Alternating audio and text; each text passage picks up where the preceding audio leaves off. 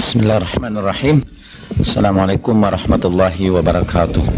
Alhamdulillahirabbil alamin. Wa shalli ala Muhammadin wa ali Muhammadin at-tayyibin at-tahirin wa ashabihil muntajabin al-mayamin. Bapak-bapak dan ibu-ibu, di dalam bahasa Arab ada 3 kata untuk sabar, 4 malah atau 5. 1 sebagai kata kerja, ada sobara yang kita terjemahkan menjadi sabar. Kata yang kedua adalah sobbaro, membuat orang sabar, menyabarkan orang. Yang ketiga istobaro, artinya berusaha untuk bisa bersabar. Yang terakhir musobaroh atau sobaro, bersabar dalam menghadapi sesuatu. Salah satu nama Allah adalah Sobur, yang paling bersabar. Allah itu yang paling sabaran. Tapi nama lain dari Allah adalah Musabbir, yang menyabarkan. Ada yang sebelum saya sebut, tasobbaro itu memaksakan diri untuk bersabar, menyabar-nyabarkan diri sebagai satu riyadhah, sebagai latihan. Sebetulnya saya sih tidak terlalu sakit sekarang ini, cuma memaksakan diri untuk bersabar, berpura-pura sabar. Berpura-pura sabar itu tasobar. Dan di dalam tasawuf, akhlak yang utama itu harus dimulai dengan pura-pura dulu. Dalam sebuah hadis disebutkan, al-hilmu bitahallum was-sabru bitasabbur. Wal ilmu bita'allum wal hilmu bitahallum was-sabru bitasabbur. Sayang dalam bahasa Indonesia tidak ada awalan dan akhiran yang memberikan arti seperti itu. Ilmu itu dengan mencarinya. Sifat santun pemaaf itu bisa diperoleh dengan pura-pura pemaaf dulu. Dengan berlatihlah pura-pura pemaaf sampai maaf itu menjadi sifat kita. Dan sabar itu juga diperoleh dengan tasabbur, pura-pura bersabar dulu, latihan sabar dulu. Saya seringkali mengatakan, lebih baik pura-pura berbuat baik daripada serius berbuat buruk. Itu udah jelas. Pura-pura berbuat baik itu, walaupun pura-pura, itu akan membawa kita kepada kebaikan. Jadi sekarang saya pura-pura sakit aja ini, dan pura-pura sabar, walaupun sakit tetap mengajar. Itu mungkin pura-pura, boleh jadi riya. Tapi tidak apa-apa kalau kepura-puraan itu merupakan latihan bagi kita, supaya satu saat kita tidak pura-pura lagi. Itu menjadi bagian dari kepribadian kita, sebuah proses ya. Nah, saya karena ilmu itu harus pura-pura berilmu juga. Untuk bisa berilmu kita harus pura-pura berilmu dulu. Untuk belajar itu kita harus pura-pura berilmu dulu. Walaupun pembicaraan saya sudah mulai tidak dipahami ya oleh saya sendiri juga. Nah, saya ingin memulai dengan membiarkan bapak-bapak dan ibu-ibu untuk pura-pura mengajar saya dulu sekarang ini. Jadi saya ingin minta pendapat bapak-bapak dan ibu-ibu. Tapi sebelum ke situ, belakangan saya memang tertarik dengan konsep accelerated learning yang mulai saya promosikan insyaallah lewat Menteri Malik Fajar sebagai kontribusi untuk dunia pendidikan di Indonesia. Salah satu contoh dari accelerated learning adalah pengalihan konsep pendidikan. Bagian ini boleh tidak didengar juga, tapi ini ada hubungannya dengan yang sebentar lagi kita lakukan. Education berasal dari bahasa Latin ed dan care. Ed mengeluarkan, care menarik. Ed keluar, sama, itu sama awalannya dengan X dan sebagainya, membuat keluar. Care menarik. Jadi mendidik ialah menarik keluar ilmu yang sudah dimiliki oleh para siswa. Pendidikan yang sebenarnya ialah mengkreasikan ilmu, bukan mengkonsumsi ilmu. Jadi guru bukan memasukkan pelajaran kepada otak murid, tapi murid mengeluarkan pelajaran. Dan tugas guru adalah mengeluarkan apa yang ada di dalam murid itu. Karena itu education. Jadi sekarang ini saya mau mengeluarkan ilmu yang ada dari ibu-ibu dan bapak-bapak. Saya pernah cobakan ini, metode ini dalam sebuah pengajian. Pengajian baru, kata saya, diundang di tengah-tengah sawah lah, di tengah-tengah pematang. Ada rumah, kemudian diadakan pengajian. Yang hadir di situ, kata, orang-orang di sekitar itu saja. Dan bapak jangan bicara yang tinggi-tinggi lah, kata dia.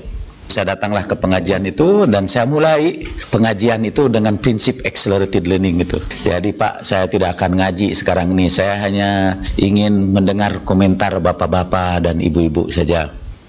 Sekiranya bapak diberitahu bahwa besok itu bapak bakal meninggal dunia. Sekiranya bapak diberitahu esok bapak akan mati. Ibu diberitahu besok akan mati. Amal apa yang akan bapak atau ibu lakukan? Langsung disambut oleh seorang tua di situ. Musyrik itu, kok tahu-tahu besok mau mati? Siapa yang tahu kita mau mati? Kita harus menolak itu berita seperti itu. Saya bilang seandainya ini Pak, seandainya bapak diberitahu bahwa esok akan mati, saya pukul itu yang kasih tahu. Kata dia. Dari mana itu? Oh, saya sudah mikir lagi metode apa lagi ini. Saya beritahukan. Kenapa bapak menyebut itu musyrik Pak? Karena urusan mati dan hidup itu urusan Allah Subhanahu wa ta'ala. Oke, kalau begitu Pak, seandainya bapak ini berbuat satu kejahatan, kemudian pengadilan memutuskan bahwa bapak akan dihukum mati. Kira-kira bapak dihukum mati pada tanggal 14 April tahun 2002 pada jam 10.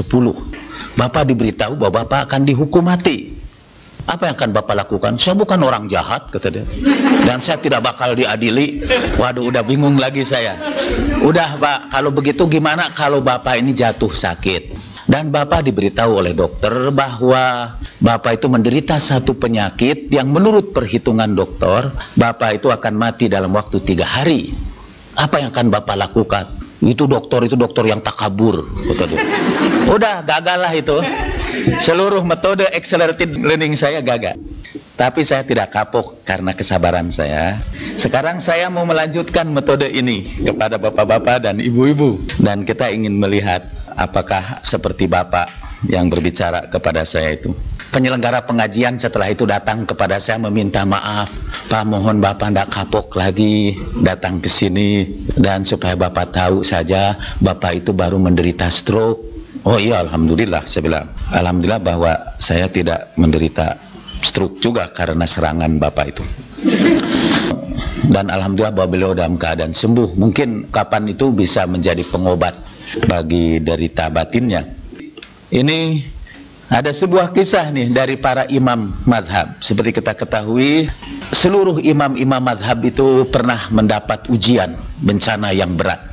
Imam Syafi'i misalnya pernah dibelenggu dari negara Arab Saudi sekarang ini, dibawa sampai ke Syria dan dihadapkan kepada pengadilan Harun ar-Rasyid. Hampir-hampir saja lehernya dipotong. Satu demi satu di hadapan Imam Syafi'i itu disembelih di hadapan Harun ar-Rasyid. Hanya pertolongan Allah lah yang menyelamatkan Imam Syafi'i. Beliau dituduh sesat. Itu Imam Syafi'i. Imam Hanafi juga dipenjarakan karena dianggap bergabung dengan pemberontak, juga dianggap bergabung dengan aliran yang sesat. Imam Hanafi itu pedagang besar dan dia memberikan sumbangan kepada rakyat kecil yang kebetulan menentang penguasa waktu itu. Dia juga dijebloskan ke penjara dan katanya meninggal dunianya itu justru setelah dia dianiaya di penjara itu. Imam Maliki juga pernah satu saat mendapat perlakuan yang tidak baik dari Khalifah Al-Mansur, walaupun setelah itu Al-Mansur memaafkan dia dan menjadikannya sebagai imam negara. Yang ingin saya ceritakan adalah pemimpin mazhab yang keempat, mazhab Hambali. Tokohnya adalah Imam Ahmad bin Hambal. Satu saat ia dianggap berbeda pendapat dengan para penguasa. Jadi dia dijebloskan ke penjara, ke ruang penyiksaan. Waktu itu ada perdebatan apakah Al-Quran itu makhluk atau bukan. Buat kita apa pentingnya itu memperdebatkan Quran itu makhluk atau bukan makhluk. Tapi waktu itu sangat penting, karena kalau bapak tidak setuju dengan pendapat para penguasa, bapak dijebloskan ke penjara. Jadi Imam Ahmad mau masuk ke penjara, ke ruang penyiksaan ya, torture chamber, masuk ke ruang penyiksaan. Begitu dia mau masuk ke ruang penyiksaan, keluarlah dari situ seorang yang baru saja disiksa di tempat itu. Jadi tubuhnya masih berlumuran darah. Nah, itu Imam Ahmad itu. Walaupun waktu itu Imam Ahmad tidak banyak muncul di televisi karena tidak ada televisi. Tapi seorang imam yang mengajar banyak orang pasti dikenal. Orang itu kenal. Lalu dia menggunakan kesempatan itu untuk mencium tangan Imam Ahmad bin Hambal itu sebagai penghormatan. Lalu dia berkata, berbisik kepada Imam Ahmad bin Hambal, "Imam, saya ini pencuri. Saya memang pencuri beneran. Dan di dalam ruang penyiksaan itu tadi saya dianiaya untuk mengakui kesalahan saya. Dan saya bersabar menanggung siksaan itu sampai akhirnya saya dibebaskan." Jadi dia selama disiksa itu tidak pernah ngaku bahwa dia ini pencuri. Kalau saya bisa bersabar dalam kebatilan, mengapa imam tidak bisa bersabar dalam kebenaran? Kata dia. Lalu masuklah Imam Ahmad di situ, dan dia juga dihukum cambuk. Dihukum cambuk beberapa kali, tentu sakit itu. Tapi katanya setiap kali dia merasakan sakit itu, dia ingat kepada nasihat pencuri itu. Kalau pencuri itu bisa sabar dalam kebatilan, mengapa saya tidak bisa bersabar dalam kebenaran? Ceritanya dia dicambuk sampai 100 kali lah Imam Ahmad bin Hambal. Dan dia keluar dalam keadaan bersabar, tidak mencabut keyakinannya karena siksaan itu. Dia ini seorang imam yang banyak membaca Quran, hadis tentu. Dia malah menyusun kitab hadis yang lebih tebal dari Bukhari, namanya Musnad Ahmad. Orang yang sangat dalam ilmu pengetahuannya. Tapi yang paling berbekas kepada dia adalah nasihat pencuri itu. Kalau orang bisa bersabar di dalam kebatilan, kenapa orang tidak bisa bersabar di dalam kebenaran? Nah, saya ini sekarang ingin minta komentar bapak-bapak ini. Pertama, ternyata ada juga kesabaran di dalam kebatilan. Ada beberapa pertanyaan lah tentang itu. Apa betul ada sabar di dalam kebatilan? Dan sebetulnya apa sih sebetulnya hakikat sabar itu sebenarnya? Atau apa kesan bapak-bapak dan ibu-ibu dari cerita yang baru saya sampaikan itu? Bisa persilakan Pak Arif. Ya, silakan. Saya akan mau mendengar saja hari ini. Accelerated learning. Saya ke Pak Arif. Siapa bapak-bapak dan ibu? Assalamualaikum warahmatullahi wabarakatuh. Mereka itu dimajukan ke meja hijau, Bapak. Nggak tahu mereka bersalah apa enggak. Kita kan harus husnuzon. Maksud kami, mereka itu harus bersabar walaupun mereka mungkin berbuat. Demikian, terima kasih. Jadi Ibu, para pejabat itu contoh siapa itu? Contoh pencuri. Atau apa mencontoh Imam Ahmad atau? Ya, pencuri lah, Pak. Ya. Kita bebas berpendapat ini. Ini hanya sekedar contoh saja, tidak ada hubungannya dengan trial by tazkiyah. Ya, silakan Ibu ya. Contoh yang lain lagi, silakan. Saya tanya juga kan, kadang-kadang bar itu membuat orang tolol, saya pikir juga. Kalau jamaah haji Indonesia berangkat haji dijadikan tolol sama orang Arab semua gitu, dimaki-maki, disuruh antri berjam-jam gitu. Kadang-kadang itu tidak pada tempatnya juga sabar kayak gitu. Tapi itu dibuat oleh Pak Kiai supaya kita sabar kalau haji gitu. Padahal kan itu ditololkan gitu loh Pak. Terima kasih. Kayak gitu tuh, itu bukannya sabar gitu. Itu kan sabar dalam beribadah gitu, tapi kok tolol gitu menurut saya. Gitu. Terima kasih. Sebetulnya jemaah haji Indonesia itu di antara seluruh jemaah haji di dunia adalah yang paling terzalimi. Dizalimi sejak di sini sampai pada waktu haji, mereka selalu dizalimi. Sekedar melengkapi cerita ibu itu juga untuk menjelaskan apakah sabar seperti itu yang sinonim dengan ketololan adalah apa yang akan kita ajarkan dalam kuliah-kuliah ini. Kalau sabar yang seperti itu yang akan kita ajarkan, udah bubar aja. Udah terlalu banyak orang tolol itu. Kenapa di training lagi? Itu Bu, waktu saya di Tanah Suci kemarin, saya kebetulan tinggal di Hilton itu, dan saya harus bersabar tinggal di Hilton. Ada rombongan dari Amerika Serikat. Mereka berangkat dari Amerika dengan perjalanan hampir 24 jam lah. Karena mereka pergi ke Eropa dulu, naik Egypt Air itu ke Eropa dulu, dari Eropa ke Mesir, dari Mesir baru ke situ. Jadi hampir mengelilingi dunia ini seluruhnya. Sampai di sana mereka ditempatkan di Hilton. Untuk setiap 10 orang ada seorang pembimbing yang mengikuti ibadah mereka sehari-hari. Mereka juga makan dengan makanan di hotel. Lalu saya tanya berapa mereka bayar untuk perjalanan sejauh itu dengan fasilitas lebih dari fasilitas ONH Plus. Itu sama persis dengan biaya ONH orang Indonesia yang ditempatkan di tempat-tempat yang jauh, lalu berdesak-desakan dalam satu kamar yang sempit, satu kamar 10 orang, laki-laki dan perempuan bercampur di situ. Itu kamar itu tidak diberikan makanan, apalagi makanan hotel. Tanpa hotel pun tidak ada. Makanan biasa saja tidak ada, harus beli sendiri, harus jalan jauh, dan bayarnya sama dengan orang yang dari Amerika. Tapi jemaah haji kita ini, walaupun diperlakukan dengan penuh kezaliman seperti itu, begitu pulang mereka dengar menteri berkata, jemaah haji Indonesia itu dinilai paling tertib, ya, dan paling baik akhlaknya dari seluruh jemaah di dunia. Puaslah kita, ya. Kita beruntung. Lalu para jemaah haji berkata, alhamdulillah ya kita bisa bersabar. Nah sekarang persoalannya, apakah jemaah haji itu melakukan kesabaran, kata ibu tadi itu, atau melakukan ketololan gitu? Apa itu memang sebetulnya yang disebut hakikat sabar itu? Ya silakan Bapak yang kasih komentar. Terima kasih. Ya. Pertama menanggapi tadi Imam Hambali. Menurut pendapat saya bahwa kesabaran itu ada harapan kebenaran. Sementara apa yang dilakukan pencuri itu adalah memang prinsip dia untuk tidak diketahui, jadi tidak mengandung nilai kebenaran di situ. Kesabaran sendiri itu berdampingan dengan harapan atas kebenaran yang diberikan oleh Allah. Tentang ketelolan itu menurut saya sepanjang kita punya target misalnya untuk beribadah, saya kira juga hal yang lain menjadi latihan untuk kesabaran walaupun pura-pura sabar. Dari saya begitu dulu, terima kasih.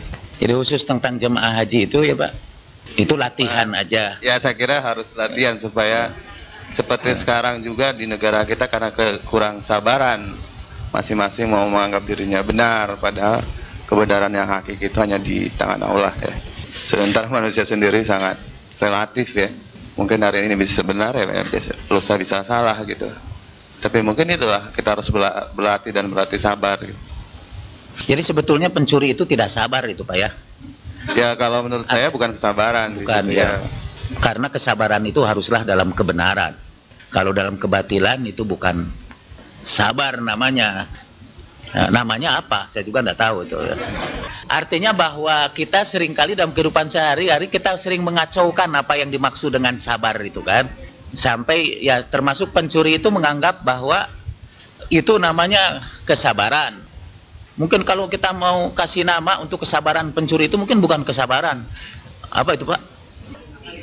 Licik ya, licik. Mungkin kita sebut itu kepala batu atau muka badak or whatever. Tapi yang jelas ada satu makna bahwa yang dimaksud dengan sabar itu ialah ketabahan untuk menghadapi penderitaan. Ketabahan itu tidak jadi soal apakah dia dalam kebenaran atau di dalam kebatilan. Nah, di dalam Islam kita harus membatasi kesabaran dalam arti ketabahan di dalam kebenaran. Tapi seperti kata Bapak tadi itu, kalau kita bicara tentang kebenaran, berusaha mengikuti kebenaran, itu baru kita menyebut itu sebagai sabar. Tapi kalau itu berkaitan dengan kebatilan, kita tidak menyebutnya itu sabar. Dalam istilah agama apa itu? Kalau orang tabah itu di dalam kebatilan itu kafir, mungkin dalam Islam disebutnya sawaun alaihim a'anzartahum am lam tunzirhum la yu'minun. Sebelumnya kan innalladzina kafaru, sesungguhnya orang-orang kafir itu sama saja bagi mereka itu kamu peringatkan mereka atau tidak kamu peringatkan mereka tetap saja tidak beriman. Sama saja bagi pencuri itu, apakah dia dicambuk atau tidak dicambuk, tetap saja tidak ngaku. Itu namanya dalam Al-Quran itu sebagai orang-orang yang kafir. Innalladzina kafaru, sungguhnya orang-orang kafir itu. Di sebuah sekolah di negeri antah berantah ini ada gerakan di antara murid-muridnya. Satu gerakan yang ingin menentang peraturan sekolah, dan satu lagi tentu gerakan yang ingin memelihara ketertiban sekolah. Murid yang menentang peraturan sekolah itu kemudian melakukan satu tindakan yang sangat berani. Mereka berdemonstrasi di sekolah, berteriak-teriak menentang peraturan sekolah. Walaupun mereka tahu resikonya mereka akan keluarkan dari sekolah itu. Mereka teriak-teriak. Kemudian anak-anak yang baiknya berada di sebelah sana dan tidak berbuat apa-apa. Mereka dikumpulkan oleh gurunya. Ada anak-anak yang baik yang tahu tentang gerakan itu, tapi mereka tidak berani menyampaikannya. Sementara anak ini dia berada di dalam kebatilan, tetapi berani menyampaikannya. Saya sampaikan ini sebagai sebuah kasus juga. Kita sering menemukan bahwa lebih banyak orang yang berani melakukan kemaksiatan daripada orang yang berani melakukan untuk menegakkan kebenaran. Sebenarnya ini, keberanian ini kata para ahli adalah sejenis kesabaran.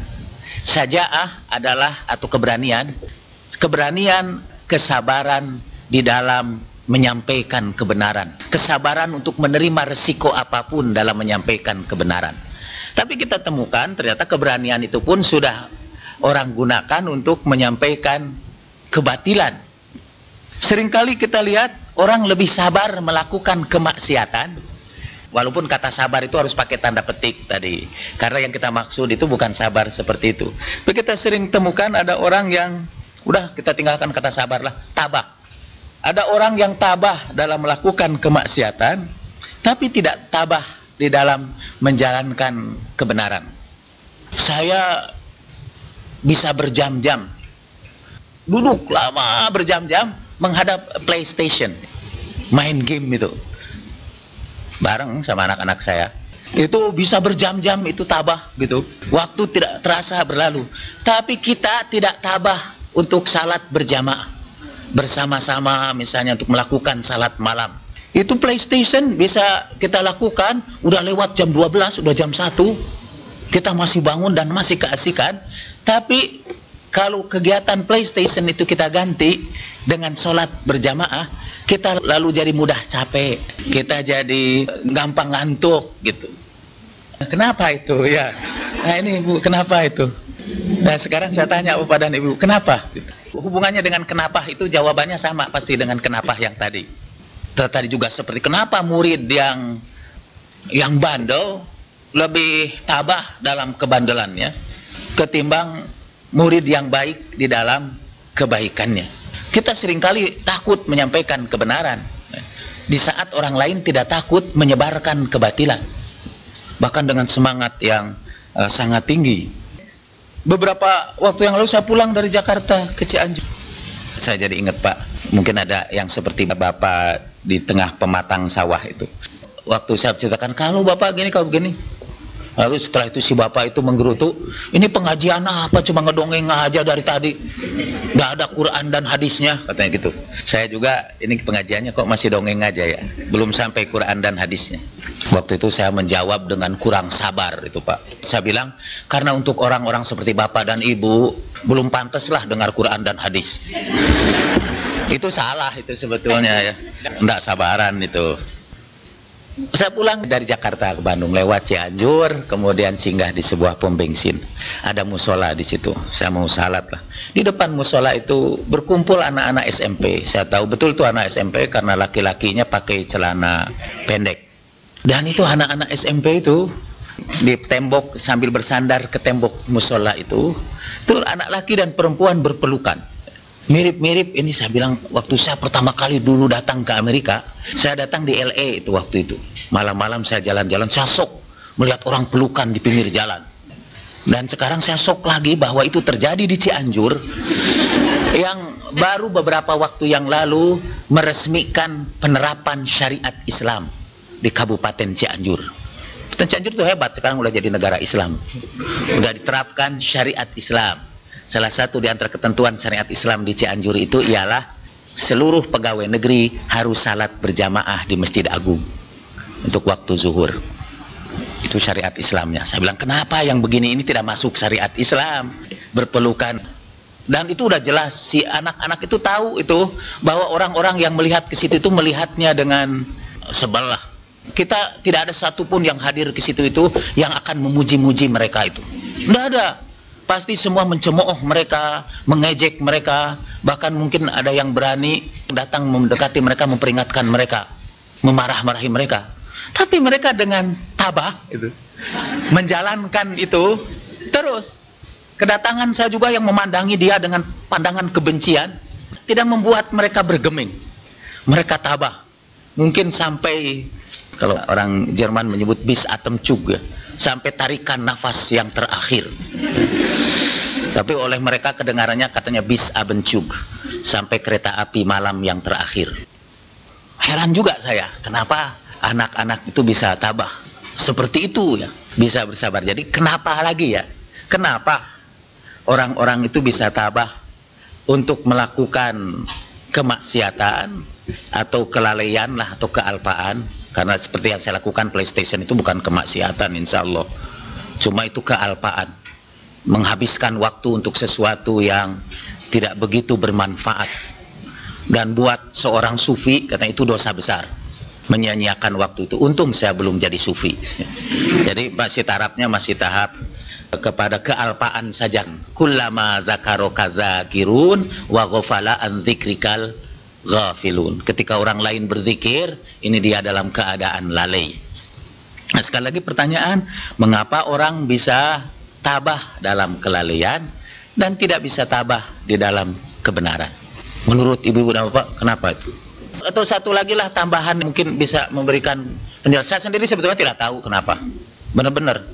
Dan bukan pura-pura tidak tahu, karena lebih baik pura-pura tahu ketimbang pura-pura tidak tahu.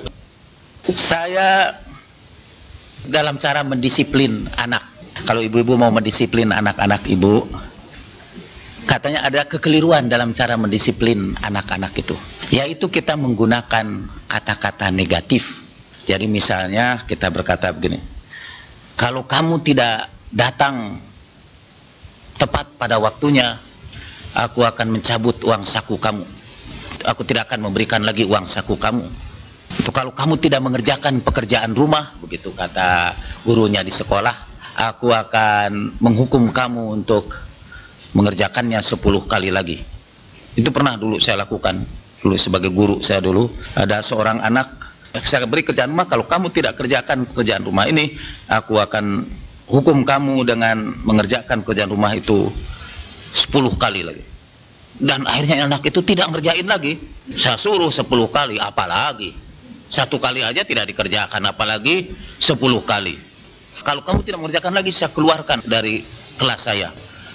Dan anak itu senang sekali dikeluarkan itu. Saya bingung. Di situ bertanding dua ketabahan.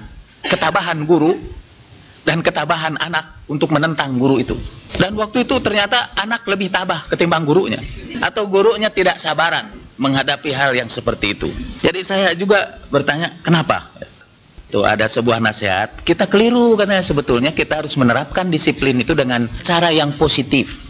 Harusnya kita tidak katakan, kalau kamu tidak mengerjakan pekerjaan rumah, itu yang salah. Kalau kamu tidak mengerjakan pekerjaan rumah, aku akan hukum kamu.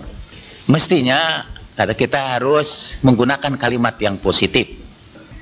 Sekarang ini saya punya anak bungsu yang masih gadis jelas ya, dan dia baru jadi mahasiswi sekarang ini.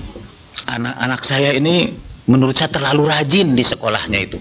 Karena kuliahnya pagi, selesai jam 11, tapi pulang ke rumahnya itu jam 7 malam.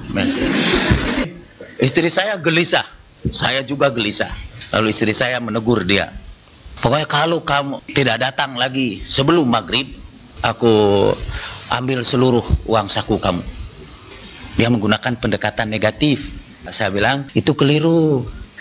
Tapi sudah keburu diucapkan oleh dia. Harusnya begini, saya bilang sama anak saya itu, kalau kamu datang sebelum maghrib, aku akan mempertahankan uang saku kamu. Sama itu kan? Sama sebetulnya. Tapi yang satu itu positif. Itu lebih enak ke dalam hati anak kita itu, saya bilang itu lebih enak. Umumnya kita lebih mudah menggunakan pendekatan negatif itu daripada pendekatan positif. Dalam satu pengajian sehati, saya berikan sebuah contoh lagi. Maaf ini, cerita kita ini mendongeng dulu ya, untuk menjelaskan apa sebetulnya makna sabar yang kita bicarakan ini. Di depan sebuah mall ada dua orang gadis jualan candy. Ya, anggaplah ini gadis ini dua. Permen yang di kilo itu di scoop. Di hadapan salah seorang di antara gadis itu berjejer pelanggan. banyak sekali. Yang satu itu kosong. Sampai orang-orang heran, padahal yang dijualnya sama dan kualitas penjualnya juga dari segi fisik sama juga. Kemudian dalam cerita itu dua-duanya sama-sama orang bule. Tapi yang satu itu banyak pelanggannya, yang satu tidak punya pelanggan sama sekali. Orang tanya kepada yang banyak pelanggannya ini, mengapa Anda sibuk betul sementara kawan Anda di sebelah sana tidak punya pelanggan sama sekali? Kata orang ini, itu kawan saya di sebelah sana itu kalau mau menimbang candy 1 kilo, dia berusaha mengambilnya, menskupnya itu lebih banyak, skup lebih banyak, kemudian dia ambil supaya akhirnya pas 1 kilo. Saya tidak, saya berusaha ngambilnya itu kurang, saya simpan di situ, dan karena belum sampai 1 kilo saya tambah lagi, sama yang dijual itu 1 kilo ya. Tetapi pelanggan itu ternyata suka yang menambah ketimbang yang mengurangi. Padahal pada hakikatnya tidak ada yang ditambah dan tidak ada yang dikurangi. Kan yang dijual tetap 1 kilo.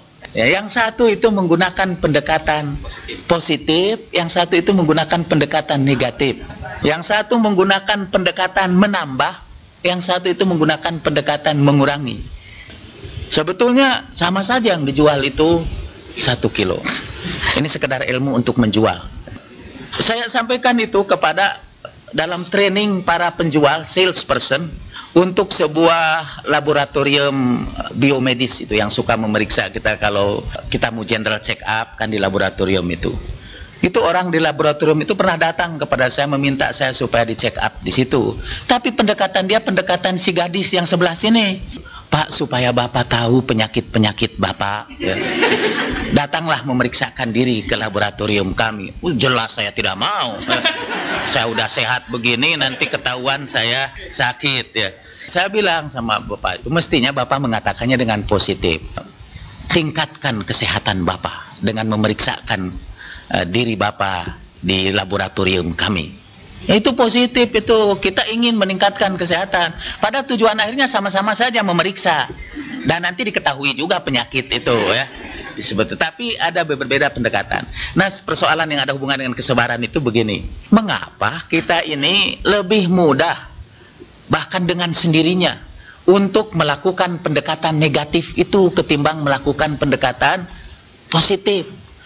Kenapa kita ini? Itu sama kenapanya. Kenapa kita ini lebih mudah tabah di dalam kemaksiatan daripada tabah di dalam kebaikan? Nah itu Bu, giliran ibu-ibu dan bapak menjawab pertanyaan itu. Silakan. Atau kita lebih mudah berbuat buruk ketimbang berbuat baik? Untuk berbuat baik itu seperti untuk membuat pernyataan positif kita perlu latihan. Tapi kalau untuk membuat pernyataan negatif, nah perlu latihan gitu. Spontanitas aja. Nah, mengapa kita ini lebih spontan untuk berbuat buruk ketimbang berbuat baik?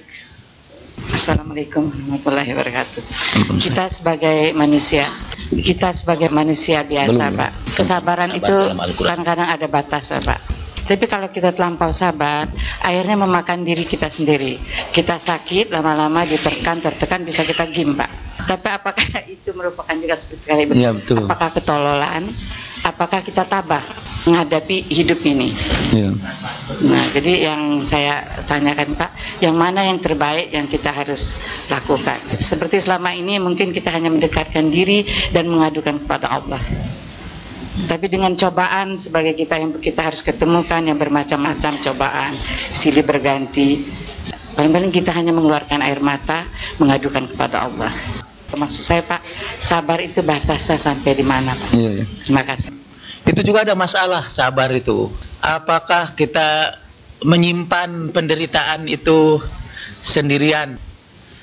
Kalau kata seorang penyair Prancis, merajut penderitaan itu dalam kesunyian. Mungkin itu terlalu abstrak, tapi yang konkretnya misalnya seseorang yang dizalimi oleh orang lain, kemudian dia menyimpan penderitaan itu di dalam hatinya. Mungkin malam hari ketika dia tidur sendirian, dia kenang penderitaan itu. Seperti sebuah sulaman, dia rajut penderitaan itu. Oh, makin hari penderitaan itu makin complicated, karena memang dirajut setiap hari. Atau penderitaan itu mirip bayi yang kalau kita pelihara setiap hari, bayi itu tambah lama tambah besar. Nah, apakah merajut penderitaan seperti itu adalah kesabaran? Sampai akhirnya menderita limpa, kata ibu ya, sampai dirawat di rumah sakit karena kesabaran itu penderitaan. Kita seringkali mengartikan kesabaran itu sebagai upaya menghindari persoalan, tidak menghadapinya dengan keberanian. Kita juga tadi mengartikan kesabaran sebagai kesediaan untuk dizalimi oleh orang lain, seperti jemaah haji itu. Sabar aja walaupun dipersulit sekalipun, karena yang namanya sabar ialah menerima kezaliman itu. Nah, apakah sabar itu menerima kezaliman, atau sabar itu adalah menerima penderitaan itu dan atau menghindari penderitaan itu dan tidak berusaha menghadapinya? Yang disebutkan oleh ibu itu ialah bisa mengadukan itu kepada Allah Subhanahu wa taala. Apakah itu juga kesabaran? Mungkin untuk bagian itu bahkan ada pertentangan di dalam kitab ini diceritakan. Salah satu definisi sabar ialah menerima musibah tanpa pengaduan, biduni syikwa, menerima musibah tanpa keluhan, tanpa pengaduan. Nah, kemudian jadi persoalan para ulama, bagaimana kalau kita adukan penderitaan itu kepada Allah, kita keluhkan penderitaan itu kepada Allah Subhanahu wa taala? Apakah itu menghapuskan kesabaran? Karena yang namanya sabar ialah menerima musibah tanpa mengeluh, tanpa mengadu kepada siapapun. Lalu para ulama mengatakan, kalau mengadunya itu kepada Allah Subhanahu wa taala, dia tidak menafikan kesabaran. Jadi orang yang mengadukan deritanya kepada Allah itu masih termasuk orang yang sabar. Tapi kalau dia mengadukan penderitaannya kepada makhluknya, kata dia mengeluhkan penderitaannya itu kepada makhluk Allah, itu tidak sabar, katanya. Kalau dia mengeluh terus, complains every day kepada setiap orang yang ditemuinya, sampai kepada rumput yang bergoyang sekalipun dia adukan itu seluruh penderitaannya, nah kata itu tidak sabar. Tapi sebagian ulama juga mengatakan mengadu kepada Allah itu boleh, karena Nabi Yakub yang kehilangan Yusuf, beliau menangis setiap hari karena kehilangan yang dicintainya. Kemudian beliau berkata, di dalam Al-Quran disebutkan, innama ashku basi wa huzni ilallah, aku adukan segala derita dan kepedihan hatiku kepada Allah. Itu dicontohkan oleh Nabi, dan kalau Al-Quran mengajarkan, diharuskan mencontoh Nabi itu untuk mengadukan segala derita itu kepada Allah Subhanahu wa taala. Dalam fikih itu sampai ada persoalan, bolehkah orang menangis di dalam sholat? Apakah menangis itu membatalkan sholat? Kata para ahli fikih, kalau menangisnya itu karena penderitaan dunia, batal itu sholat. Jadi kalau misalnya menangisnya itu kejepit lampit, ya. Kalangan orang Sunda itu dulu ada tikar di masjid itu dibuat dari bambu, ya, itu namanya lampit. Jadi kalau rambut kita masuk ke situ, ditarik itu kejepit, kita berteriak, pada waktu sujud kita menangis, itu katanya tangisnya itu batal sholat. Jadi kayaknya kalau kita sholat lalu mendapat kecelakaan waktu itu, tidak boleh nangis itu. Saya sebetulnya tidak ikut fikih ini. Kalau menangisnya karena urusan dunia, katanya itu membatalkan sholat. Kalau tangisannya karena penyesalan, karena urusan akhirat, karena dosa-dosa yang dilakukan, itu tidak membatalkan sholat. Tapi itu pun sulit kita pertahankan pendapat itu. Menurut saya menangis karena apapun di dalam sholat boleh. Karena Nabi Yakub juga kan menangisi kehilangan putranya, dan putranya itu jelas urusan dunia, itu kehilangan putranya itu. Dia menangis dan mengadukan penderitaannya kepada Allah Subhanahu wa taala. Selama menangisnya merupakan pengaduan ilallah kepada Allah, tidak membatalkan sholat. Yang membatalkan sholat ialah kalau kita mengadukan Allah kepada makhluknya. Gimana nih Tuhan ini? Kok itu orang-orang yang gak pernah salat tapi bisnisnya maju aja? Aku ini yang salat tiap hari kok rugi terus menerus. Ada kawan dia yang sebetulnya tidak sholat, tidak beribadat seperti dia, dan sebelum pergi karena dia tidak baca doa pagi dan sore yang katanya mendatangkan rezeki, tapi sekali pukul dia sudah menjual pabrik yang harganya sekian miliar. Kenapa, kata dia gitu ya. Jadi dia sebetulnya sedang mengeluhkan Tuhan kepada saya, bahwa Tuhan itu kayaknya tidak adil nih. Kepada dia berbuat seperti itu, kepada saya yang adalah hambanya yang sangat patuh, Tuhan tidak memberikan apa-apa gitu. Dia mengeluhkan Tuhan kepada makhluknya. Ada sebuah hadis qudsi, bagaimana aku harus menyayangi kamu karena engkau adukan aku kepada makhluk yang tidak menyayangi kamu. Aku menyayangi kamu, tapi engkau keluhkan aku kepada makhluk yang tidak menyayangi kamu. Allah itu sebenarnya sayang kepada kita, tapi betapa seringnya kita keluhkan apa yang dilakukan Tuhan kepada kita, kepada makhluk yang tidak menyayangi kita. Itu seperti cerita di barat lah, tentang seorang anak yang ditinggalkan ibunya, lalu didatangi serigala kan. Dia keluhkan ibunya yang dianggapnya tidak sayang kepadanya, kepada serigala yang sebetulnya jelas-jelas boro-boro sayang malah mau makan ya. Pembicaraan kita adalah tentang kesabaran di dalam Al-Quranul Karim. Mengapa kita ini lebih sabar di dalam kebatilan daripada kebenaran. Balik lagi, yang dicontohkan ibu tadi itu ialah mengadukan penderitaan kita kepada Allah Subhanahu wa Ta'ala, itu boleh. Yang tidak boleh itu mengadukan tindakan Allah kepada kita, kepada makhluknya. Itu jelas, itu bukan kesabaran. Kesabaran ini sudah kita bicarakan dalam arti menerima kezaliman. Sabaran juga kita artikan dalam arti menghindari persoalan, menghindari masalah. Tidak memecahkannya tapi menyimpannya di dalam diri sendiri. Kesabaran juga bisa diartikan yang membiarkan sesuatu itu terus-menerus terjadi, padahal itu menyakitkan hati kita. Ya, kalau orang dipukuli, dibiarkan aja dipukuli terus, itu katanya sabar. Seorang istri yang diperlakukan, di-abused oleh suaminya, lalu dia sabar aja. Malah seperti kalau dia ditempeleng pipi kirinya, dia berikan pipi kanannya. Itu juga disebut sebagai kesabaran. Sebelum saya masuk ke dalam pembicaraan kita tentang kesabaran ini, atau langsung aja masuk. Jadi sebenarnya apa sih kesabaran yang dimaksud di dalam Al-Quranul Karim yang kita bicarakan tadi itu? Dan saya ingin mengambil satu ayat yang terakhir dari surat Ali Imran, ayat yang ke-200. Seakan-akan ini menyimpulkan seluruh isi dari Ali Imran itu. Dan pada Ali Imran itu dikisahkan tentang keluarga Imran yang bersabar. Kisah-kisah tentang kesabaran orang-orang terdahulu. Dan di ujung itu Allah Subhanahu wa Ta'ala menyimpulkan seluruh surat ini dengan ayat ini. Ya ayyuhalladzina amanusbiru wasabiru warabitu wattaqullaha la'allakum tuflihun. Hei orang-orang yang beriman, ya ayyuhalladzina amanu, isbiru, bersabarlah kamu. Wasabiru, bersabarlah juga kamu. Itu sebetulnya sabar semua artinya. Warabitu, juga itu bersabarlah kamu.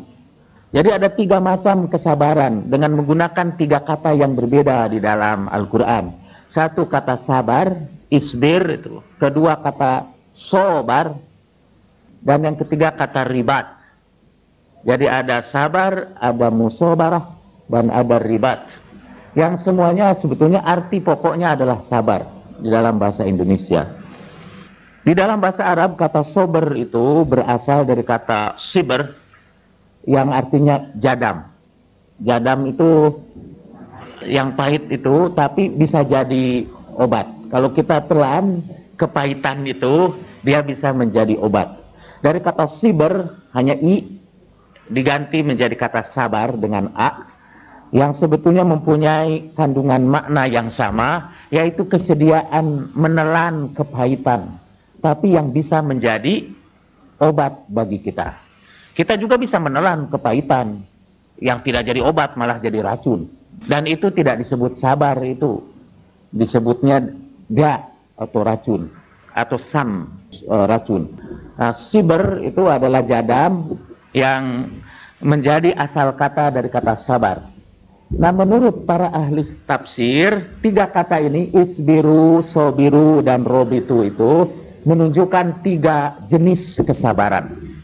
Oleh para sufi dikategorikan isbiru, itu sabar yang pertama, itu mereka sebut as-sabru billah, sabar karena Allah. Yang kedua, sobiru itu as-sabru lillah, sabar untuk Allah. Itu terjemahan sementara. Yang ketiga, rabitu itu sabar ma'allah, bersabar beserta Allah. Jadi ada sabar karena Allah, ada sabar untuk Allah, dan ada sabar beserta Allah. Di dalam salah satu hadis disebutkan, sabar yang pertama itu, sabar karena Allah itu seperti yang Bapak tadi sampaikan itu. Ada ayat yang lain di dalam surat An-Nahl 127. Wasbir wama sobruka illa billah. Bersabarlah kamu dan tidaklah sabar kamu itu bisa kamu lakukan kecuali billah, karena sabarnya itu karena Allah. Nah, apa yang dimaksud sabar karena Allah?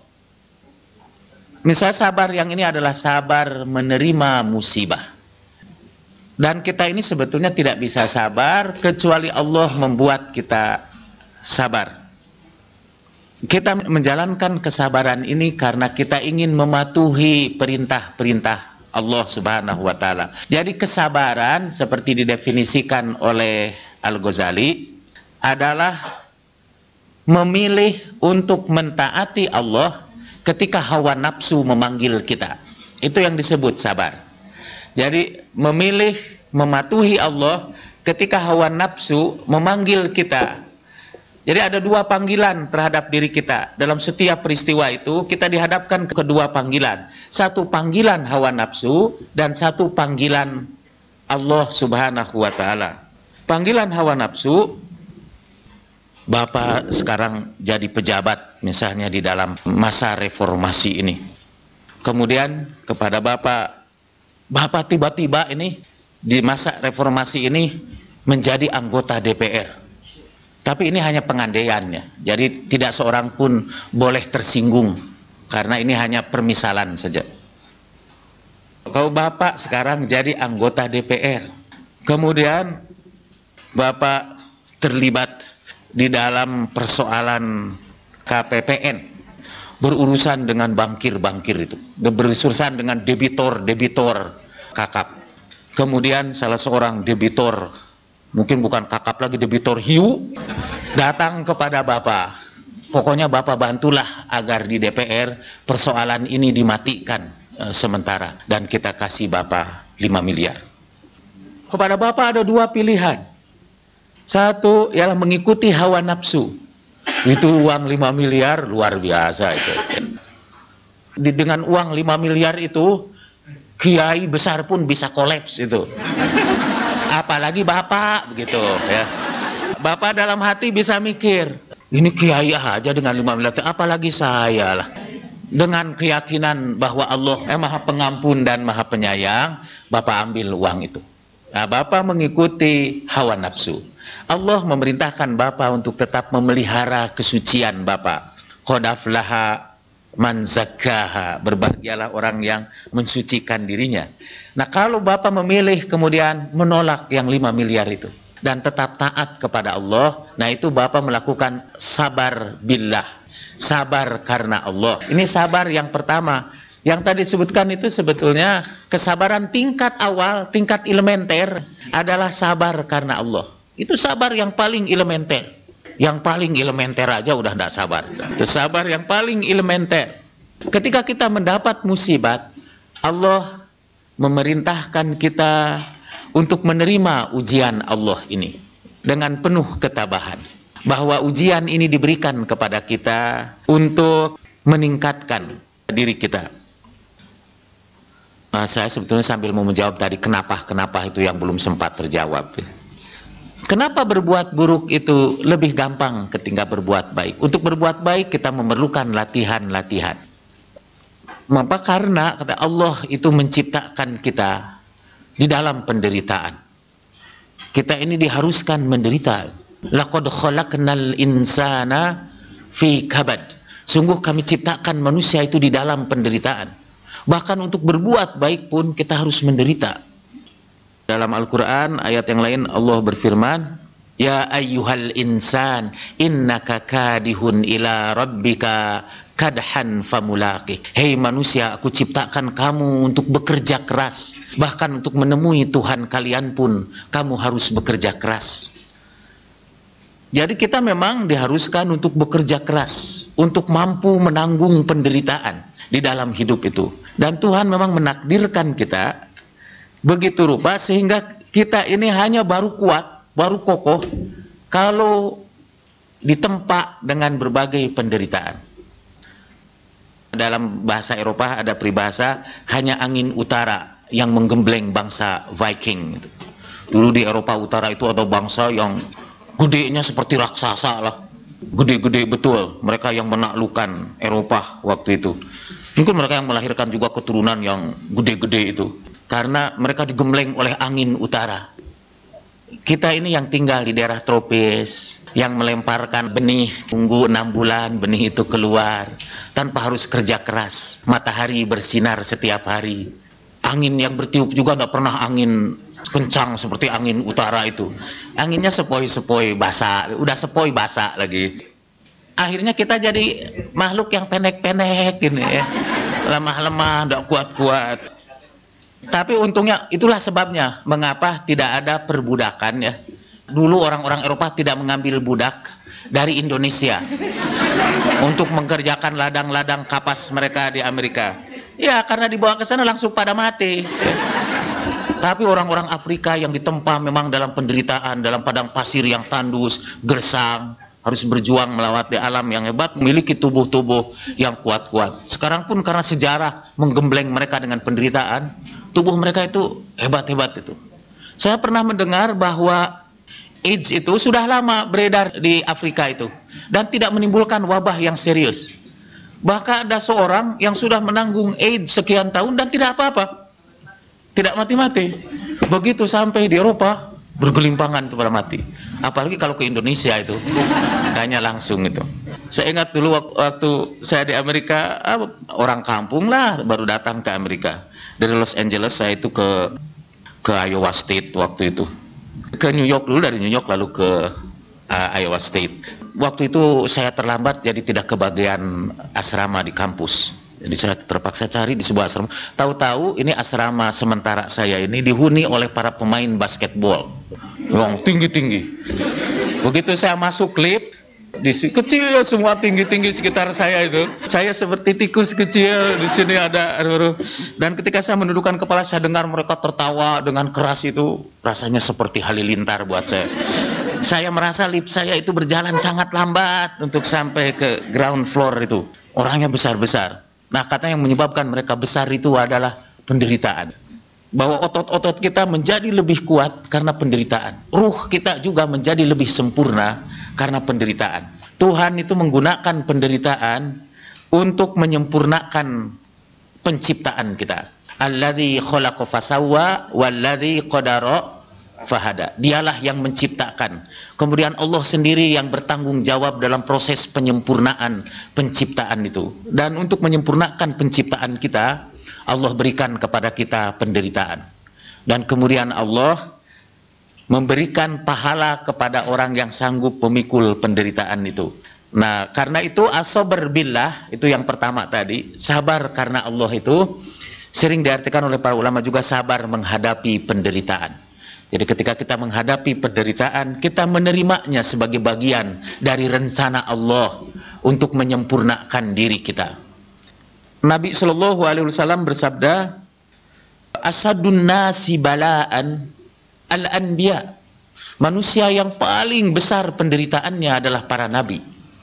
Summal amsal, summal amsal. Kemudian mereka yang meniru para nabi, mereka akan mengalami berbagai penderitaan. Karena penderitaan sekali dipergunakan untuk menyempurnakan proses penciptaan kita. Jadi itu sabar. Yang pertama, mereka sabru billah. Sabar karena Allah itu ialah sabar dalam definisi Imam Al-Ghazali, yaitu memilih untuk mengikuti Allah dan meninggalkan dorongan hawa nafsu. Banyak contoh-contohnya dalam kehidupan setiap hari.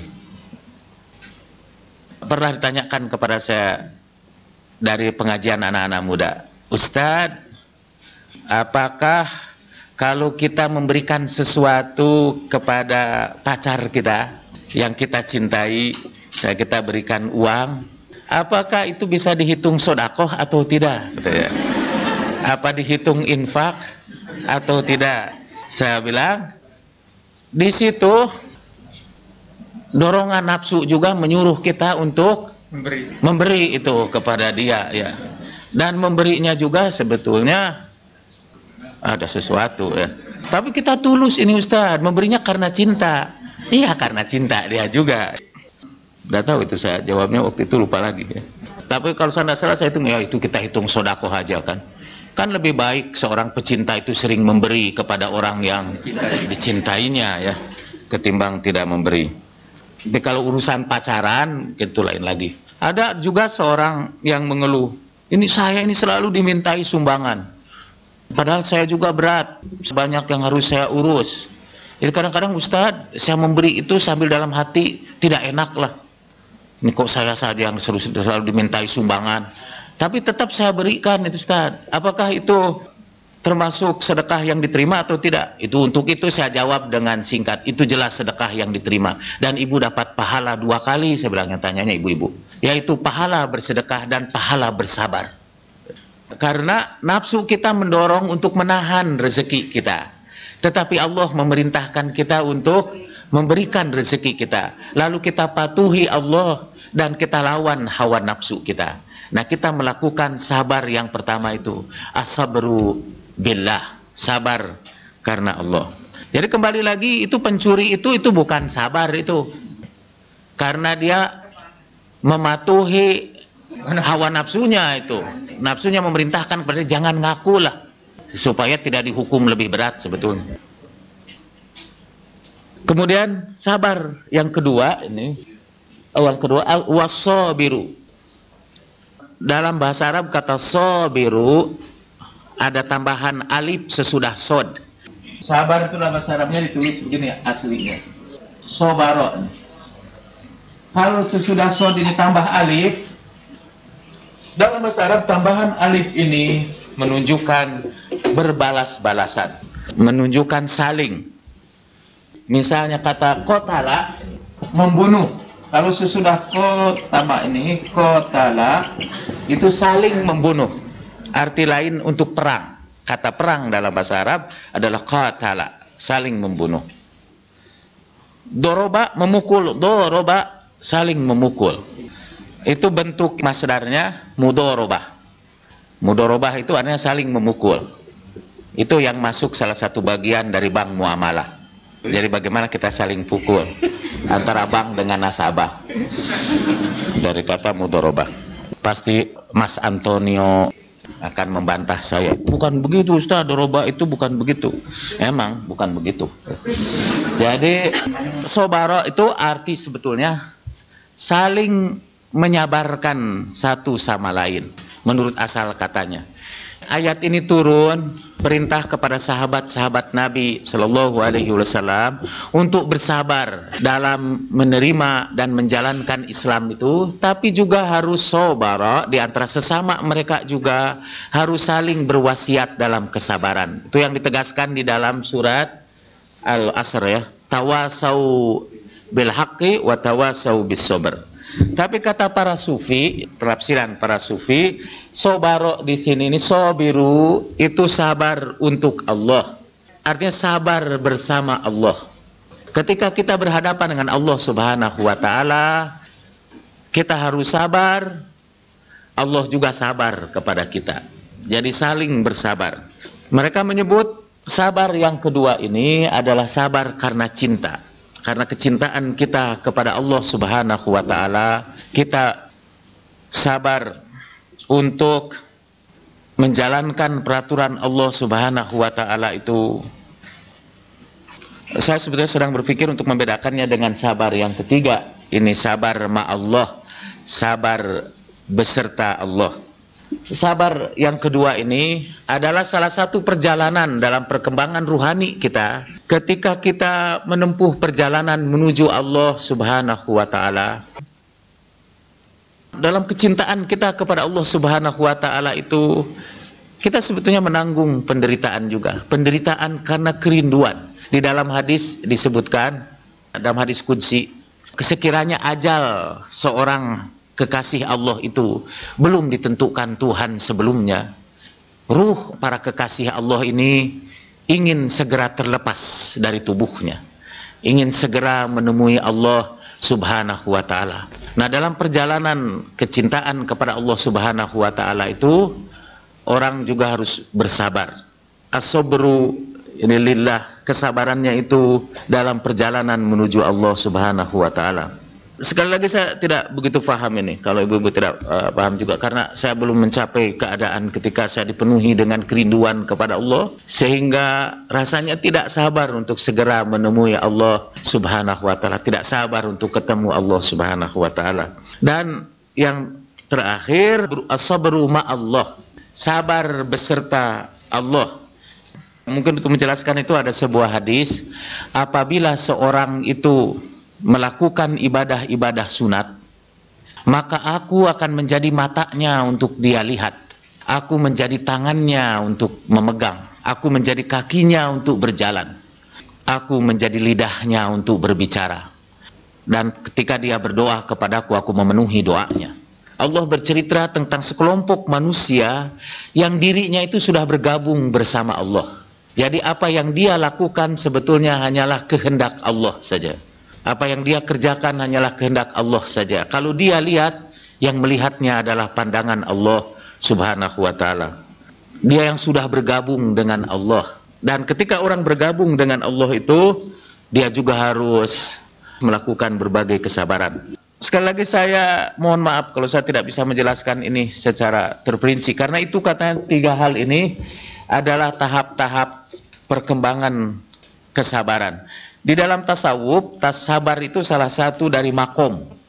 Jadi makom-makom yang harus kita lewati dalam perjalanan menuju Allah Subhanahu wa Ta'ala. Dalam makom sabar itu pun ada tingkatan-tingkatannya. Tingkatan yang paling elementer itu ajalah yang kita lakukan sekarang, yaitu kesabaran untuk mematuhi perintah Allah ketika datang kepada kita tuntutan dari hawa nafsu kita. Macam-macam sabar ini lebih terperinci, memang bukan bagian saya sekarang.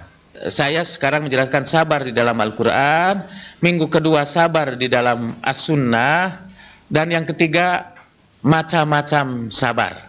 Berbagai macam sabar itu akan dibicarakan insya Allah itu oleh Ustadz Abdul Qadir Al-Habsyi ya. Setelah itu tingkat-tingkat sabar, kiat-kiat sabar, dan rintangan-rintangan sabar. Jadi macam-macam sabar ini lebih terperinci insya Allah akan disampaikan oleh pembicara yang lain. Dengan cepat saya ingin membicarakan sabar itu di dalam ayat-ayat Al-Quran. Di dalam Al-Quran sabar itu disebut 90 kali di dalam Al-Quran. Kalau tidak percaya hitung aja. Baca Quran itu setiap ada kata sabar kasih indeks. Itu ada 90 kali. Dan dalam hubungan apa Al-Quran bicara tentang kesabaran? Al-Quran membicarakan sabar dalam 22 konteks. Satu, Al-Quran memerintahkan kita untuk bersabar. Berulang kali perintah kita untuk bersabar itu. Misalnya satu dalam surat An-Nahl ayat 127. Kemudian juga di dalam surat At-Tur ayat 48. wasbir wa ma sabruka illa billah wasbir li hukmi rabbik, atau ayat-ayat yang lain seperti wasbir kama sabara ulul azmi minar rusul, bersabarlah kalian seperti sabarnya para rasul. Jadi pertama, Al-Quran itu memerintahkan kita untuk bersabar dalam rangkaian-rangkaian ayat-ayatnya. Yang kedua, Al-Quran selalu melarang perbuatan-perbuatan yang bertentangan dengan kesabaran. Misalnya ketergesa-gesaan. Ketergesa-gesaan itu lawan dari kesabaran. Orang yang tergesa-gesa itu berarti orang yang tidak sabar. Menyuruh kita bersabar dengan melarang kita melakukan hal-hal yang bertentangan dengan kesabaran. Hanya sekedar tambahan saja ini, saya pernah menyebutkan bahwa sabar itu dalam istilah kerennya di zaman sekarang itu kita sebut emotional intelligence, EQ, ya. Walaupun itu hanya sebagian kecil dari makna kesabaran. Yaitu EQ itu menurut saya itu ada kaitannya dengan larangan Allah dalam surat At-Tur ayat 48 ini. Janganlah tergesa-gesa. Karena di situ Daniel Goleman memberikan contoh tentang dua macam anak. Menurut dia yang satu memiliki IQ yang tinggi, yang satu memiliki IQ yang rendah. Dan cara mengukurnya begini untuk anak-anak itu, Bapak-bapak dan Ibu bisa mengadakan percobaan juga untuk anak-anak di rumah. Apa betul anak-anak ibu itu tidak sabaran? Mungkin juga bisa dicoba untuk bapak, untuk suami ibu, dan suami untuk istrinya. Percobaan Daniel Goleman itu sederhana. Anak-anak kecil dikumpulkan di satu tempat, kemudian di situ disediakan marshmallow, itu sejenis makanan ya, yang manis-manis. Lalu kepada anak-anak gurunya berkata begini, saya mau keluar ini sebentar, saya mau keluar, saya mau tinggalkan kalian. Kalau ada di antara kalian yang mau makan marshmallow ini pada waktu saya keluar, dia hanya boleh makan satu saja. Nanti saya sudah datang, kalian boleh makan dua biji dari situ. Nah, pergilah itu. Balik lagi, itu anak-anak yang IQ-nya rendah, itu begitu dia berangkat langsung ambil satu, kalau udah diperbolehkan. Ada anak yang nunggu aja sampai si guru itu datang. Begitu datang, dia makan dua. Oleh Daniel Goleman, dua anak ini diteliti sepanjang hidupnya dalam studi longitudinal. Dia yang satu kita sebut anak satu marshmallow, dan satu lagi anak yang dua marshmallow. Ternyata anak yang mengambil dua marshmallow itu lebih sukses di dalam hidupnya, lebih berhasil dalam membina hubungan baik dengan kawan-kawannya, bahkan secara akademis juga lebih berhasil. Nah, sebetulnya kisah marshmallow itu kisah kesabaran itu. Yang satu itu yang tergesa-gesa, dia ingin buru-buru menikmati marshmallow itu. Yang satu lagi yang mau menunggu itu, yang mau menangguhkan pemuasan kebutuhannya. Jadi dia dilatih bersabar. Nah, apa maksudnya ini hubungannya dengan ibu-ibu dan bapak-bapak ya? Anak-anak juga kan, anak-anak kita kadang-kadang ingin sesuatu segera. Kalau kita mau melatih mereka bersabar, latihlah mereka paling tidak dalam periode tertentu. Jangan begitu dia mau langsung kita penuhi, dia tidak berlatih bersabar, kita malah melatih ketergesa-gesaan. Padahal ketergesa-gesaan itu tidak usah dilatih, itu sudah dengan sendirinya. Untuk tidak tergesa-gesa itu kita harus berlatih. Wala tasta'jil lahum. Karena kata Al-Quran juga, manusia itu diciptakan memang senang tergesa-gesa. Ajula, penciptaan kita memang senang tergesa-gesa. Jadi supaya tidak tergesa-gesa, kita harus berlatih. Kita harus melawan diri kita sendiri, kita harus jihadun nafs. Karena diri kita memang senang dengan ketergesa-gesaan. Itu saya lihat para pedagang kecil di Indonesia itu kurang sabar, itu IQ-nya rendah. Itu rata-rata kelompok marshmallow yang pertama itu. Karena saya ingat itu orang yang jualan duren di pinggir jalan itu, Bu, yang diikat, diangkat itu seringkali durennya itu busuk lah di dalam itu. Memang buat dia itu keuntungan besar, karena durian yang busuk bisa laku. Dia senang betul. Padahal setelah itu dia melumpuhkan seluruh bisnisnya. Orang tidak mau lagi beli di situ. karena orang kehilangan kepercayaan kepadanya. Itu karena tergesa-gesa ingin segera memperoleh hasil. Ibu-ibu juga yang menyuap guru anak-anak supaya anak-anak ibu-ibu menjadi ranking ke-1 atau nilainya tinggi, itu mendidik ketergesa-gesaan, mendidik anak-anak kita untuk memperoleh sesuatu dengan gampang, tidak melalui penderitaan. Menabung itu sebetulnya bagus, itu kebiasaan, walaupun dalam keadaan ekonomi kita sekarang menabung itu kurang begitu bagus, tapi untuk mendidik kesabaran itu bagus. Yang ketiga, di dalam Al-Quran, kesabaran itu dikaitkan dengan kebahagiaan. Orang yang bahagia, orang yang beruntung adalah orang-orang yang sabar. Ini misalnya ayat 200 ini. Ujung ayat ini ialah la'allakum tuflihun, supaya kalian hidup bahagia, supaya kalian beruntung. Yang keempat, Allah mengabarkan di dalam Al-Quran bahwa orang yang sabar itu diberi pahala yang berlipat ganda. Dalam surat Al-Qasas ayat 54. Ulaika yu'tuna ajrahum marrataini bima sabaru. Mereka itulah orang-orang yang diberi pahalanya berlipat ganda karena kesabaran mereka. Di dalam surat Az-Zumar ayat 10, innama yuwaffas sabiruna ajrahum bighairi hisab. Orang-orang yang sabar itu akan dipenuhi pahalanya tanpa perhitungan. Bighairi hisab. Innama yuwaffas sabiruna bighairi hisab. Orang sabar itu diberi pahala berlipat ganda tanpa perhitungan. Yang kelima, kelompok ayat sabar yang kelima di dalam Al-Quran adalah bahwa Al-Quran mengaitkan imamah, kepemimpinan, kepada orang-orang yang sabar. Jadi yang berhak memperoleh kepemimpinan adalah orang-orang yang sabar. Itu dalam surat As-Sajdah ayat 24. Wa ja'alnahum a'immatan yahduna bi amrina lama sabaru wa kanu bi ayatina yuqinun. Kami jadikan mereka para pemimpin yang memberikan petunjuk dengan perintah kami karena kesabaran mereka, dan mereka itu yakin kepada ayat-ayat kami. Yang keenam, hanya orang sabar yang disertai Allah Subhanahu wa taala terus-menerus. Dalam surat Al-Baqarah ayat 153, Ista'inu bisobri wassalah innallaha ma'as sabirin. Minta tolonglah kamu dengan sabar dan solat, karena Allah selalu menyertai orang-orang yang sabar. Allah bersama orang-orang yang sabar. Yang ketujuh, ada 3 hal yang merupakan anugerah Allah kepada orang sabar yang tidak diberikan kepada yang lain. Yaitu kepada orang sabar Allah memberikan solawatnya, yang kedua memberikan kasih sayangnya, dan yang ketiga memberikan petunjuknya. Jadi solawat, rahmat, dan hidayat. Kita akan jelaskan apa yang maksud solawat itu. Solawat Allah Subhanahu wa ta'ala. Di dalam Al-Quran, Allah itu bersalawat kepada Nabi, kan?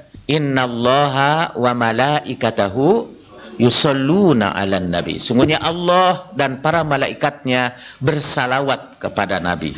Apa yang dimaksud dengan salawat Allah?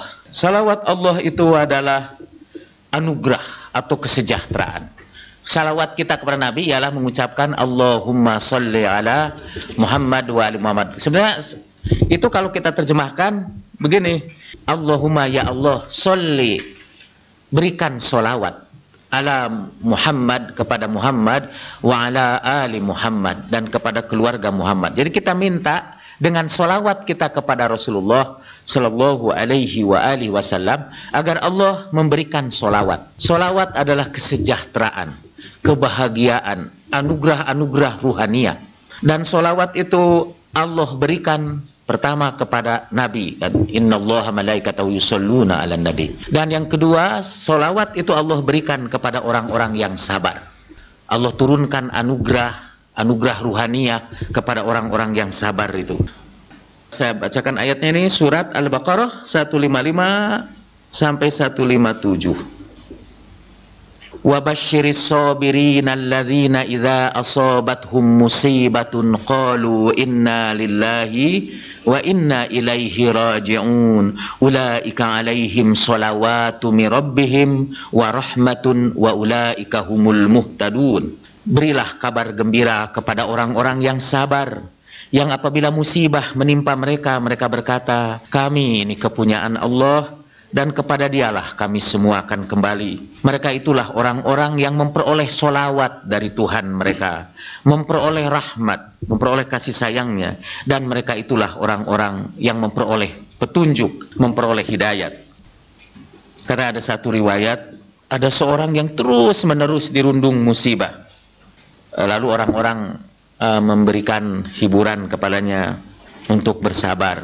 Tapi orang itu berkata, Mali asbir, bagaimana aku tidak bersabar?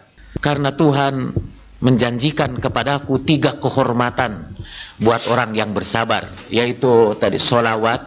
Allah berjanji untuk memberikan anugerah ruhaniah kepadanya.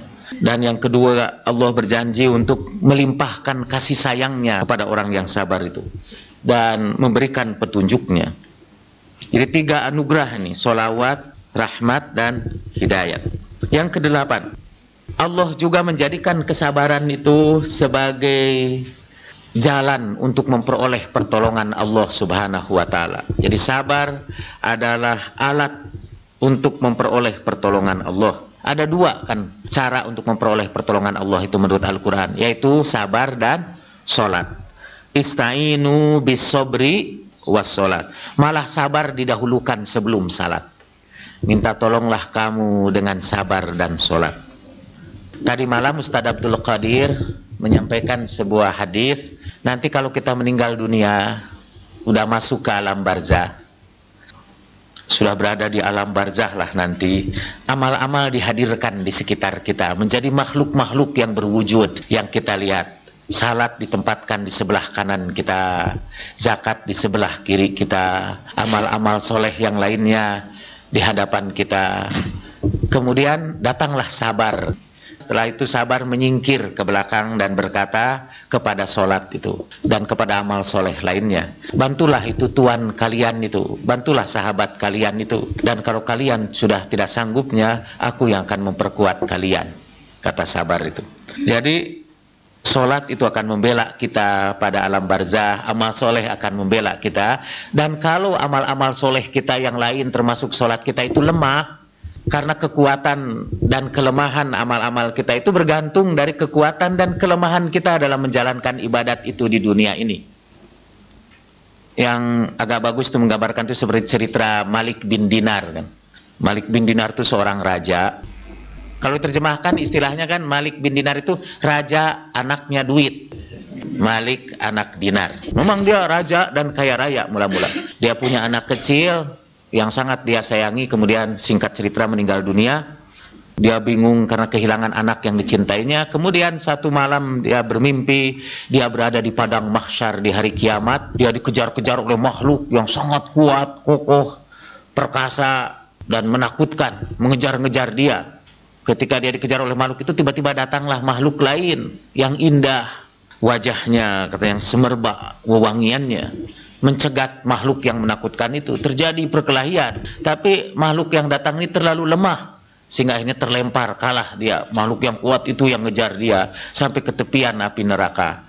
Lalu dia mendengar satu suara, kamu kan punya tabungan di bukit sebelah sana itu, yaitu anak kamu yang sudah meninggal dunia itu. Tiba-tiba anaknya datang menyelamatkan bapaknya dari makhluk itu, dan berceritalah, katanya, anak saya menjadi sangat pintar waktu itu, kata Malik bin Dinar. Lalu ketika bapaknya tanya, apa itu makhluk yang menakutkan itu, yang begitu besar, tinggi?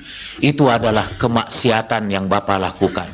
Bapaknya kebetulan suka minum khamar, minum minuman keras.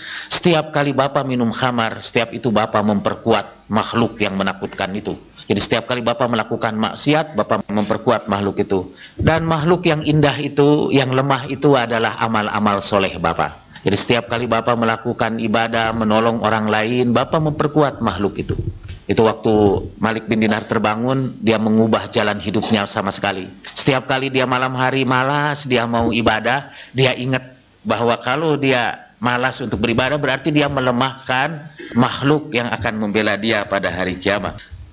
Nah, jadi sabar itu akan membela kita, karena sabar itu memperkuat makhluk-makhluk yang akan membela kita pada hari kiamat nanti ini. Kalau ibadah-ibadah kita lemah, katanya itu sabar yang akan membela kita. Jadi beruntunglah ibu-ibu dan bapak-bapak kalau dapat musibah lalu bersabar menerima musibah itu, karena itu bisa memperkuat para pembela kita. Kita tahu ibadah kita itu lemah, amal-amal soleh kita kurang ini. Jadi kita sekarang meminta pertolongan sabar saja supaya menutupi kelemahan-kelemahan di dalam ibadah kita. Jadi kalau saya ditanya, Pak, mana yang lebih baik? Orang yang rajin salatnya tapi tidak sabaran, dengan orang-orang yang sabar betul tapi tidak sholat. Saya memilih orang yang sabaran walaupun tidak sholat. Boleh bapak-bapak dan ibu-ibu tidak setuju? Boleh. Itu sih pendapat. Saya memilih orang sabaran karena saya menemukan dalam beberapa hadis, itu sebetulnya ada hubungannya dengan pertanyaan yang klise ya. Mana yang lebih baik? Orang yang berakhlak baik tapi tidak sholat, dengan orang yang sholat tapi tidak berakhlak baik. Saya memilih orang yang tidak sholat tapi berakhlak baik, mendahulukan akhlak ya. Karena dulu di zaman Rasulullah itu pernah ada orang Yahudi yang dibebaskan dari hukuman mati karena Allah turun sendiri itu. Allah yang melakukan appeal kepada Rasulullah. Rasulullah waktu itu menghukum mati orang-orang Yahudi, semua dihukum mati. Ketika mau menghukum salah seorang Yahudi, Allah mengirim malaikat Jibril dan menyuruh agar orang Yahudi yang itu dibebaskan karena dia ini orang yang baik akhlaknya, orang yang dermawan, suka membantu orang yang kesusahan. Dibebaskan itu. Itu kan sebuah ajaran. Di dunia ini pun Allah bebaskan itu orang Yahudi dari azab, dari hukuman karena akhlaknya. Padahal jelas tuh Yahudi itu tidak sholat dalam cara Islam lah. Mungkin dia sholat juga dengan cara dia sendiri, dan itu dibebaskan. Dan kita dengar dari hadis juga bahwa orang yang salat, ada orang yang membawa salatnya nanti pada hari kiamat diserahkan kepada Allah Subhanahu wa Ta'ala itu salatnya. Kemudian salatnya dilipat-lipat seperti melipat pakaian busuk dan dibantingkan ke wajahnya. Itu karena katanya salatnya tidak mencegah dia dari perbuatan keji dan munkar. Malam tanhahu salatuhu anil fahsya'i wal munkar lam yazdad minallahi illa bu'da. Kalau solatnya tidak mencegah dia dari kekejian dan kemungkaran, solatnya itu hanya akan menjauhkan diri dia dari Allah Subhanahu wa Ta'ala. Atau hadis lain lagi yang juga sering saya kemukakan, disampaikan kepada Nabi, ya Rasulullah, ada seorang perempuan, kebetulan emang perempuan. Jadi saya bukan seksis atau gender biased, tapi memang hadisnya begitu. Tapi kalau itu disebut perempuan, itu bukan berarti laki-laki tidak termasuk ke dalam bilangan hadis itu. Sama seperti perintah-perintah di dalam Al-Quran yang ditujukan kepada laki-laki, dari bentuk kalimatnya, itu termasuk juga perempuan. Ya ayyuhalladzina amanu kutiba alaikumussyam, diwajibkan atas kamu. Kum itu untuk laki-laki itu, kalau untuk perempuan, kunna. Tapi kalau diwajibkan atas kamu, hei laki-laki untuk puasa, itu termasuk juga sebetulnya perempuan. Ketika saya mengucapkan assalamualaikum, itu termasuk juga alaikunna. Tapi dulu ada orang-orang NU yang sangat setia kepada bahasa Arab itu. Jadi mereka tidak mau kalau kum saja. Assalamualaikum waalaikumsalam warahmatullahi wabarakatuh. Biasa begitu, dua-duanya disebut. Padahal sekali lagi terlalu panjang ini membela itu. Pokoknya walaupun yang diceritakan dalam hadis ini perempuan, itu termasuk juga laki-laki. Jadi sampaikanlah kepada Nabi, ya Rasulullah, inna fulanata tasumun nahara wa taqumul laila walakin tu'zi jiranaha bilisaniha. Ya Rasulullah, si fulanah ini suka puasa pada siang hari dan sering melakukan salat malam di malam hari, tapi dia sakiti tetangganya dengan lidahnya. Dan Nabi menjawab pendek, hiya finnar, perempuan itu di neraka, kata Nabi. Itu artinya dia salat tapi dia tidak berakhlak mulia.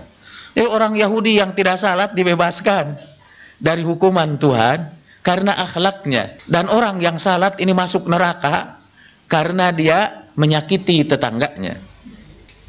Saya takut juga setelah ini ibu-ibu dan bapak jadi tidak pada sholat, tapi tetap menyakiti tetangga. Kan itu jadi lebih berbahaya. Dan terima kasih atas kesabaran bapak-bapak dan ibu-ibu mengikuti acara ini. أعوذ بالله من الشيطان الرجيم. بسم الله الرحمن الرحيم.